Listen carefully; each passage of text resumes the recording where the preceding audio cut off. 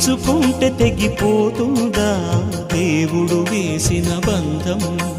తెలుసుకో నీ జీవిత గమ్యం, పెంచుకో మానుబంధం.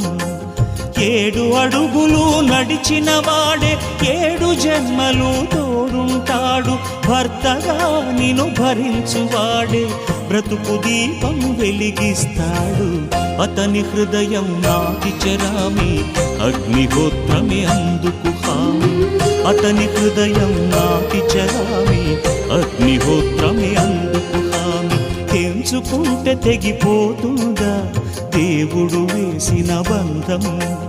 తెలుసుకో నీ జీవిత గమ్యం, పెంచుకో మానుబంధం.